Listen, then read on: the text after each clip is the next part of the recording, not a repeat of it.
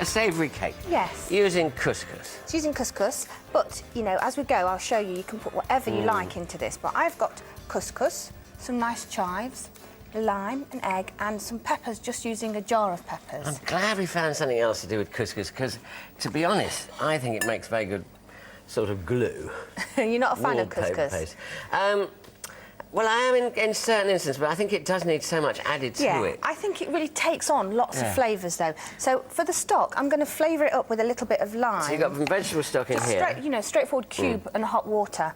A bit of lime and a little bit of pepper I'm going to put into there. Okay. And then I think also people add too much stock. Yeah. So I've got 300 grams of couscous, and so I go 1.5. Okay. So 300 grams to 450, exactly. In that goes. And the idea is you just let that swell up. Yeah, I cover it just to keep the steam going. Yeah. 10 or 15 minutes. Check. You know, just rub it between your fingers. You don't. I think you want a slight edge of firm. You don't want it completely mushy. And it's like this. So I can start now to add the rest of my ingredients. When you come to it, sometimes it's very, very solid. Sometimes I have fluffed this up a bit. You either use your hands or you can get your fork in and scrape up the surface to really loosen it. You've got to just separate the grains there, haven't you? Yeah. But this is a real, it's a weekday supper, so you know, you don't need to be too fussy about it. Bargain.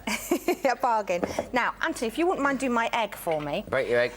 And I'm only putting 1 egg in, but if you want it to be a bit more omelette-y, you could add 2 or 3 eggs if you like. Okay. Just put the couscous there while I move on to my cheese. Now, I'm using Fontina. Fontina. And Fontina is, it's a lovely Italian cheese, and it's made in the Alps. But Northern. Maritime sort of thing, is it? Exactly. But there's loads of substitutes you could use for it. You know, like a nice Swiss cheese would be fine. Yeah. But it has got that sort of stretchy quality that I really like. That gooey, yes. It's sort of like the advert you get from the Pizza House, isn't it? And don't worry about the chopping, because it's all just going to melt in. OK. So in that goes, along with everything else. So you want the peppers in? Peppers in.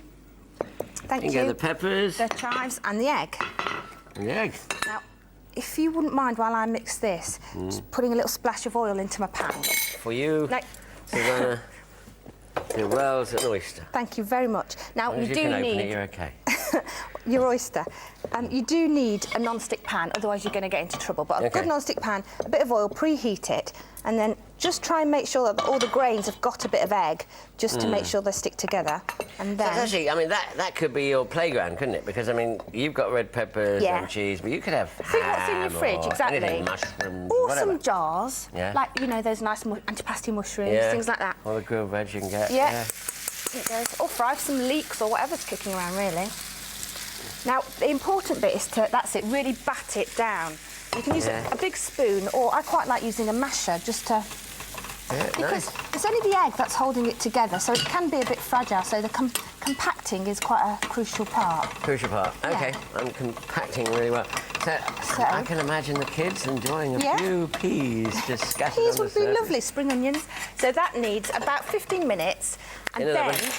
You turn it over, and you can either invert it, or if you're really scared, you can grill it. But I think inverting it helps you get a firmer result. So, yeah, I have got one in the oven. You got one in the oven? Yeah. So you just invert it onto a plate? Well, you turn it around, you cook the second side for about 10 minutes. Yeah. And here it comes out. Here it comes. Now, you can either slip this out straight onto your pan, or if you want to be adventurous, you can invert it back in. Should we do that? Should we try? It's a really heavy pan, this, though. It's a good, solid pan. So I need your muscle. My muscle? Haven't seen those for ages. Let's go. Ooh. That's it, well done. Shall I? That's it.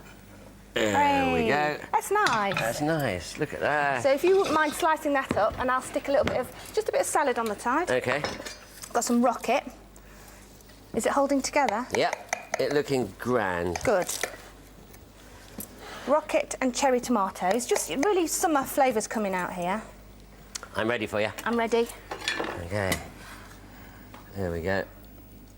Oh, look. Yum. Look at that. Yummy, yummy, yummy, A little bit of balsamic.